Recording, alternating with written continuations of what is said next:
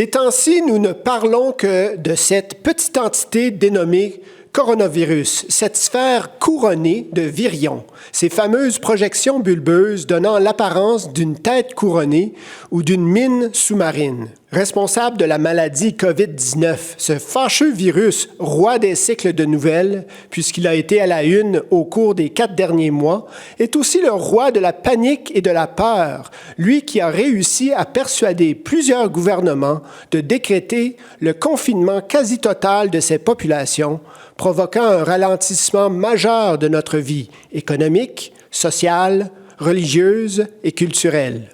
Or, serait-il temps de détrôner ce roi et en effet démontrer que ce roi des virus est nu, que sa présence parmi nous ne justifie ni notre niveau d'alerte, ni les mesures draconiennes de confinement, ni l'arrêt de nos événements culturels et religieux? Dans le conte d'Hans Christian Andersen, Les nouveaux habits de l'empereur, le roi se fait tailler un formidable habit sur mesure par 2 charlatans. En vérité, leur tissu invisible que seuls peuvent voir les hommes intelligents n'existe pas réellement. Mais personne parmi les courtisans du roi n'ose l'avouer publiquement. Ce n'est qu'un jeune gamin qui, voyant le roi parader dans les rues de la ville, ose s'écrier devant la foule muette « Mais il n'a pas d'habit du tout ». Il est temps aujourd'hui que ce gamin se lève, ne serait-ce que pour poser quelques questions. Comme lui, nous n'avons peut-être pas les diplômes ni les privilèges de ceux et celles, parmi les médias et les gouvernements, qui, avec grand sérieux, proclament les dangers du coronavirus. Mais comme cet enfant, nous avons des yeux pour voir et, ce qui est plus important, une vive soif de vérité.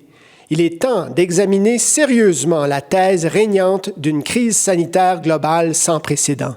Il est temps de se questionner à savoir si cette crise ne relèverait pas plutôt d'un déni collectif de la réalité, avec des conséquences gravissimes pour notre culture et nos libertés. Dès le début de ce que d'aucuns ont appelé la crise ou pandémie du coronavirus, une question simple s'imposait. Quel est le taux de mortalité par infection de ce virus? Car nous savons bien que des milliers de personnes meurent chaque année de diverses maladies contagieuses comme la grippe, et quasiment personne ne s'en offusque. Les nombres de décès affichés constamment lors des bulletins de nouvelles, aussi tristes ou alarmants puissent-ils être, ne contribuent nullement à nous éclairer sur la dangerosité du coronavirus. Il serait plus utile de connaître le taux de mortalité qui nous informerait des probabilités de décès au contact du virus. Si ce taux était comparable à celui de la grippe saisonnière, nous aurions beaucoup moins à craindre. Or, voici que surgit un premier problème. Pour calculer un taux de décès par infection, il faut diviser 2 chiffres. Il faut un numérateur, le nombre de décès, et un dénominateur, le nombre de personnes atteintes de la maladie ou du virus.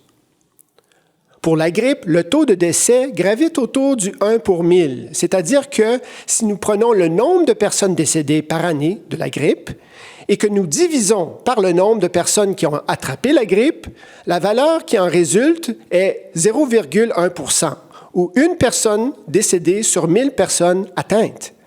Ici, il est très important de souligner que dans le cas de la grippe, le nombre de personnes atteintes est estimé, c'est-à-dire que le dénominateur est généré par des suppositions basées sur les connaissances que nous avons du comportement de la grippe dans la population. Or, cette connaissance est incomplète dans le cas du COVID-19. Mais cela donne-t-il le droit de fournir des taux de mortalité en divisant le nombre de décès uniquement par le nombre d'infections notées lors d'un séjour à l'hôpital ou dans une clinique? Car en ne tenant pas compte du nombre possiblement très élevé de personnes ayant attrapé le virus, mais qui sont restées asymptomatiques, le taux obtenu gravite de 10 par 1000 à 100 par 1000, et le virus apparaît à tort 10 à 100 fois plus mortel que la grippe. Cette façon de calculer a très certainement exagéré le taux de mortalité du COVID-19, car nous avons de très bonnes raisons de croire qu'il existe un nombre élevé de cas asymptomatiques, c'est-à-dire de gens qui ont attrapé le virus, mais qui ne montrent aucun symptôme. Selon le British Medical Journal, les dernières données en provenance de Chine indiquent que 78% des nouveaux individus testés positifs pour ce virus ne présentent aucun symptôme. Donc, pour calculer le taux de décès par infection, nous devrions inclure, au cas hospitalisé, une estimation du nombre de gens atteints du virus sans pour autant montrer des symptômes. Cet ajout ferait toute la différence car, pour reprendre les mots du Dr Anthony Fauci, directeur de l'Institut national des allergies et maladies infectieuses aux États-Unis, si l'on suppose que le nombre de cas asymptomatiques ou peu symptomatiques est plusieurs fois plus élevé que le nombre de cas signalés, le taux de létalité peut être considérablement inférieur à 1%. Cela suggère que les conséquences cliniques globales de COVID-19 pourraient finalement être plus proches de celles d'une grippe saisonnière sévère, qui a un taux de létalité d'environ 0,1%, ou d'une grippe pandémique, similaire à celle de 1957 et 1968. Mais ce n'est pas tout. L'Islande, ce petit pays au beau milieu de l'Atlantique, a réussi à faire ce que très peu d'autres pays ont fait à ce jour, une étude pour découvrir le taux d'incidence du COVID-19 dans la population en général, et non seulement sur les personnes malades, en quarantaine ou qui ressentent certains symptômes. Comme l'indique leur site gouvernemental, sur 6 163 tests accomplis au sein de la population, 6 111 étaient négatifs et 52 positifs. Si l'échantillon de 6 163 personnes est représentatif de la population entière, cela voudrait dire que pour une population de 364 260 personnes, 3 073 auraient le virus. Or, au 25 mars dernier, le jour de publication de cette recherche sur le site gouvernemental, il y avait 2 décès dus au virus sur cette île. Le taux de décès par le COVID-19 en Islande serait donc environ de 2 décès divisé par 3 073 personnes porteuses du virus, ce qui donne un taux de 0,65 sur 1000, donc inférieur au taux de 1 sur 1000 pour la grippe. Il faut signaler que le 25 mars, les rassemblements de 20 personnes ou moins étaient encore permis en Islande et les écoles primaires étaient encore ouvertes. Pour résumer, les taux annoncés de mortalité dus au coronavirus semblent faussés à la hausse, car ils ignorent les cas asymptomatiques. Les pyramides que vous voyez à l'écran indiquent, pour la grippe saisonnière aux États-Unis, à différentes années, le nombre de décès, le nombre de personnes hospitalisées, et une estimation en gris du nombre de personnes ayant attrapé la grippe, ce qui donne le taux de décès de 0,1% ou 1 pour 1000. Or, en pratique, le calcul du taux de mortalité pour le coronavirus a été obtenu en divisant la partie jaune par la partie violette, sans la partie grise de la pyramide. On voit bien que cette partie incluse, le taux de mortalité dû au COVID-19 chuterait drastiquement à des taux plus près du 0,1%, donc comparable à la grippe saisonnière. Si nous mettions de côté pour le moment la très probable exagération du taux de décès par infection du COVID-19, taux pourtant essentiel à déterminer si l'on veut connaître sa dangerosité, qu'en est-il du vrai nombre de décès? Il semble que celui-ci aussi aurait été gonflé. Le professeur Neil Ferguson, cité par John Lee, professeur émérite de pathologie, dans un article du British Spectator, met en garde contre les définitions trompeuses des soi-disant décès par coronavirus. Je cite, « Lors de son témoignage au Parlement il y a quelques jours, le professeur Neil Ferguson de l'Imperial College de Londres a déclaré qu'il s'attendait à moins de 20 000 morts dus au COVID-19 au Royaume-Uni. Mais il est important de souligner que les 2/3 de ces personnes seraient décédées de toute façon. En d'autres termes, il suggère que les chiffres bruts des décès avec COVID est 3 fois plus élevé que le nombre de personnes effectivement tuées par le COVID. Même le chiffre des 2/3 est une estimation. Cela ne surprendrait pas si la proportion réelle était plus élevée. Il s'avérerait en effet, comme le soupçonnait le Dr John Lee, que le professeur Ferguson avait surestimé le nombre de décès directement attribuables au seul coronavirus.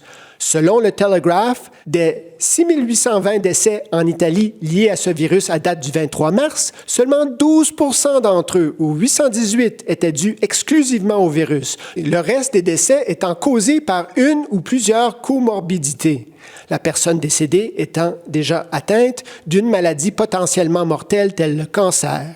Bref, les médias et même certaines institutions de santé ne distinguent nullement entre la mort par le coronavirus et la mort avec présence du virus. Pour eux, il n'y a pas de différence entre un homme vigoureux de 40 ans sans historique médical qui meurt à cause du coronavirus et un homme de 90 ans qui se brise la hanche et décède tout en ayant contracté le coronavirus à l'hôpital dans les heures précédant son décès. C'est une distinction importante dont certains gouvernements, comme la Suède, ont tenu compte. Toujours selon le Telegraph, en faisant cette distinction entre le décès par et les décès avec le coronavirus, on serait en droit de s'attendre à une nette réduction du nombre de décès déclarés. Malheureusement, certaines instances gouvernementales semblent faire le contraire.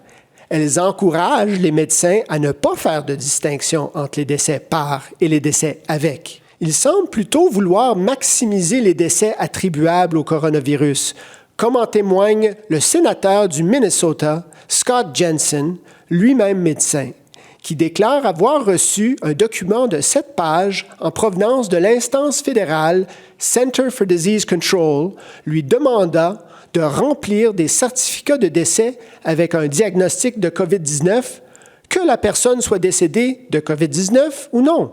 Résumons. Pour connaître la dangerosité d'un virus, il est essentiel de connaître son taux de létalité, soit le nombre de décès divisé par le nombre de personnes ayant contracté le virus. Or, le nombre de décès dus au coronavirus rapporté dans plusieurs institutions et dans les médias est exagéré, car on ne distingue pas entre ceux qui sont morts avec et ceux qui sont morts par le virus. Le nombre de personnes ayant contracté le virus est également sous-estimé, car il ne tient pas compte des personnes asymptomatiques. La surestimation du numérateur et la sous-estimation du dénominateur nous donnent un taux de décès bien trop élevé, allant de 1 à 10 %. Mais selon toute vraisemblance, le vrai chiffre devrait se situer autour du 0,1 %, comme pour la grippe saisonnière. Pour 1000 personnes qui attraperaient le coronavirus, une mourrait. Y a-t-il d'autres mesures qui pourraient nous indiquer la véritable ampleur de la soi-disant crise? La réponse est oui. Pourquoi ne pas comparer le nombre de décès par tranche de temps durant le plus gros de la crise du coronavirus avec les mêmes données de l'année passée pour voir s'il y a significativement plus de décès, toutes causes confondues, en 2020? N'est-il pas normal, en temps d'épidémie, d'avoir plus de morts par jour, par semaine ou par mois en comparaison avec une année sans épidémie? Or, c'est tout le contraire que l'on observe. Si l'on se fie aux statistiques de divers pays, le taux de mortalité générale en 2020 n'est pas significativement différent de celui des années précédentes. Par exemple, le site du European Monitoring of Excess Mortality for Public Health Action, ou Euromomo, nous montre une carte de l'Europe qui indique par une couleur allant de bleu pâle au bleu foncé quels pays subissent en 2020 un excès de morts par rapport à la moyenne pour ce pays. Nous voyons à l'écran que pour la 13e semaine de 2020, l'Italie et l'Espagne et la France, ainsi que l'Angleterre, ont toutes des excédents de décès très élevés. Inquiétant, n'est-ce pas? Mais si nous retournons en arrière, soit durant la 2e semaine de 2017, par exemple, nous pouvons voir un tableau tout aussi inquiétant. Ici, le Portugal, l'Espagne, la France, l'Italie et la Grèce subissaient un excédent très élevé de décès durant leur saison de grippe. Mais où étaient à ce moment les voix qui clament encore aujourd'hui pour des mesures draconiennes de confinement? Le professeur John Oxford de l'Université Queen Mary de Londres, un virologue et spécialiste de la grippe, semble ne pas trop être dérangé par cette crise du coronavirus. Il écrit dans son blog personnel: « Personnellement, je dirais que le meilleur conseil est de passer moins de temps à regarder les informations télévisées qui sont sensationnelles et pas très bonnes. Personnellement, je considère que cette épidémie de ce coronavirus s'apparente à une mauvaise épidémie de grippe hivernale. Dans ce cas, nous avons eu 8000 décès l'année dernière dans les groupes à risque, c'est-à-dire plus de 65% de personnes souffrant de maladies cardiaques, etc. Je ne pense pas que l'épidémie actuelle de COVID dépassera ce nombre. Nous souffrons d'une épidémie médiatique. En dépit des preuves contre l'existence d'une pandémie grave, preuves qui indiquent au contraire que cette transmission du coronavirus a toutes les allures d'une grippe saisonnière sévère, pour reprendre le mot du Dr Anthony Fauci, plusieurs soutiendront avec insistance qu'il est impossible de nier la situation dramatique en Italie. Pour répondre à cette objection, voici un extrait d'une lettre ouverte de Sucharit Bhakdi, professeur émérite de microbiologie médicale à Mayence, en Allemagne, écrite pour la chancelière allemande Angela Merkel et publiée le 26 mars. Le professeur est pour le moins sceptique par rapport à l'alarmisme régnant autour de la question du coronavirus. Ici, il met en perspective les images et les faits alarmants venus d'Italie. Et je cite, « La situation épouvantable en Italie est utilisée à plusieurs reprises comme scénario de référence. Cependant, le véritable rôle du virus dans ce pays est totalement incertain pour de nombreuses raisons. Non seulement parce que les points 3 et 4 ci-dessus s'appliquent également ici, et les points 3 et 4 auxquels il fait référence correspondent respectivement à ce que nous avons soulevé précédemment, c'est-à-dire à la surestimation du taux de mortalité causé par notre ignorance du nombre de personnes porteuses du virus, mais asymptomatiques, et à celle du nombre de décès, du fait que les décès par et les décès avec ne sont pas distingués. Mais aussi parce qu'il existe des facteurs externes exceptionnels qui rendent ces régions particulièrement vulnérables. L'un de ces facteurs est l'augmentation de la pollution atmosphérique dans le nord de l'Italie. Selon les estimations de l'OMS, cette situation, même sans le virus, a entraîné plus de 8000 décès supplémentaires par an en 2006 dans les 13 plus grandes villes d'Italie seulement. La situation n'a pas beaucoup changé depuis lors. Enfin, il a également été démontré que la pollution atmosphérique augmente considérablement le risque de maladies pulmonaires virales chez les personnes très âgées et très jeunes. En outre, 27,4% de la population particulièrement vulnérable de ce pays vit avec des jeunes. Et en Espagne, ce pourcentage atteint 33,5%. En Allemagne, ce chiffre n'est que 7%. D'autres encore se replient sur les images vues à la télé d'hôpitaux bondés et de camions frigorifiques pour cadavres circulant dans les rues pour insister que nous sommes dans une situation de pandémie spécialement meurtrière. Or, nous avions déjà souligné qu'année après année, les décès dus à la grippe, à eux seuls, mettent rigoureusement à l'épreuve les systèmes de santé occidentaux. La situation de crise n'a fait que braquer les projecteurs sur ce défi saisonnier, le tout amplifié par des reportages sensationnels dont les exagérations ont été démasquées par des journalistes alternatifs ou citoyens. Aussi, la politique du confinement imposée dans plusieurs pays a fait en sorte qu'il y avait moins de personnel médical présent dans les hôpitaux. Les infirmières et médecins touchés par le virus, même s'ils ne présentaient aucun symptôme, étant contraints de se mettre en quarantaine. Évidemment, ceci a eu pour effet le surchargement du personnel restant, comme cela fut constaté en Allemagne et en Espagne, pour ne nommer que ces deux pays. Pour ce qui est du confinement comme moyen de lutter contre la pandémie du coronavirus, dans la deuxième partie de ce rapport, nous allons présenter les graves réserves qu'émettent des experts par rapport à cette mesure. Nous démontrerons aussi qu'en plus de provoquer une réduction importante du personnel médical forcé de se confiner lorsqu'infecté par le virus, le confinement ne servirait en rien à réduire les effets du COVID-19, tout en causant des dommages significatifs au tissu sociétal. Cependant, s'il y avait une mesure à prendre pour éviter que la population ne se rende compte de la relative bénignité de ce coronavirus, le confinement serait la méthode tout indiquée pour le faire. Sans le confinement, les statistiques sur les morts et les hospitalisations auraient pu nous démontrer que le danger ne dépasse pas celui d'une grippe saisonnière. Mais avec le confinement, la relative bénignité du coronavirus sur la population sera très certainement attribuée aux politiques de confinement. À défaut de pouvoir lever le confinement, le seul moyen de démontrer le niveau de gravité du coronavirus serait de suivre la recommandation du professeur Sukharit Bhakdi et de procéder immédiatement à un échantillonnage aléatoire de la population générale en bonne santé pour valider la propagation réelle du virus. De cette façon, nous pourrions calculer, ici et maintenant, le véritable taux de létalité pour voir s'il est comparable au taux de 1 décès sur 1000 infections de la grippe. Mais nos instances gouvernementales vont-elles faire ce travail? Non au test aléatoire de la population, oui au confinement. Étrange politique qui, pour certains, pourrait trahir un désir de cacher la vérité. C'est d'ailleurs possiblement pour cela qu'on s'acharne, par le biais de pressions médiatiques, contre les quelques pays, dont la Suède, refusant à ce jour une politique de confinement général, à la faveur d'une politique plus modérée de confinement des personnes vulnérables et autres mesures d'hygiène.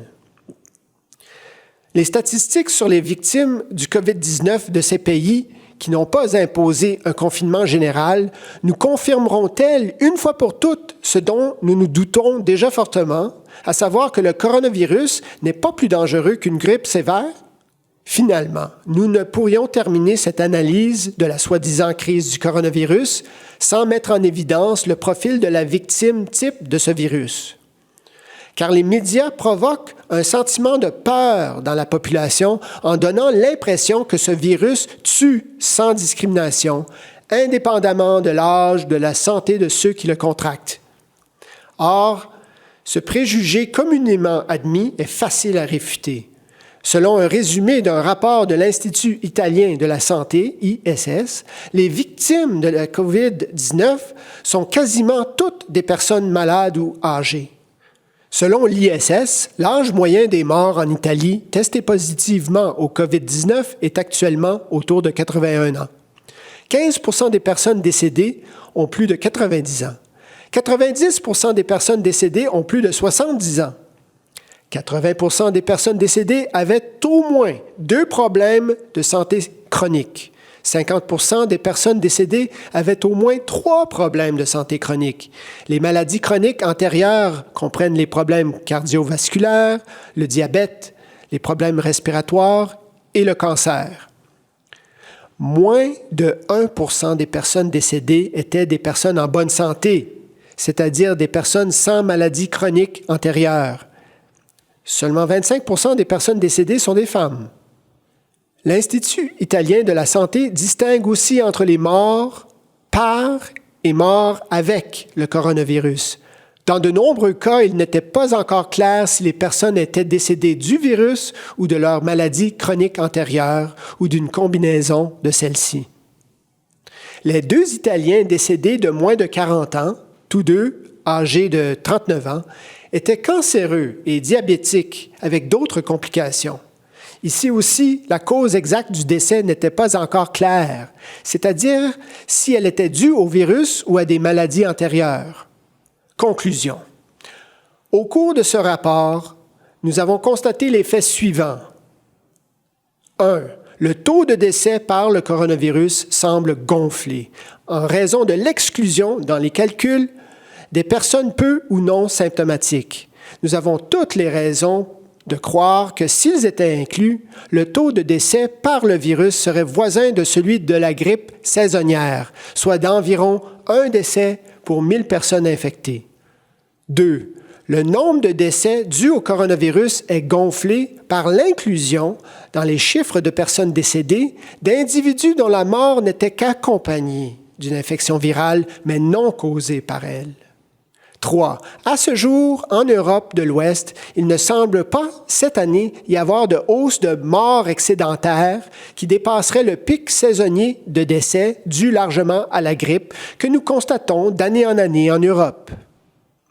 4. Le cas de l'Italie semble en être un de tempête parfaite, où se sont rassemblés, outre les facteurs déjà mentionnés, qui gonfleraient les statistiques du taux de létalité du coronavirus, des facteurs additionnels tels que la pollution de l'air dans les régions du Nord, une population âgée et donc plus vulnérable et une politique de confinement entraînant une pénurie de main-d'œuvre dans les hôpitaux et les autres centres de soins.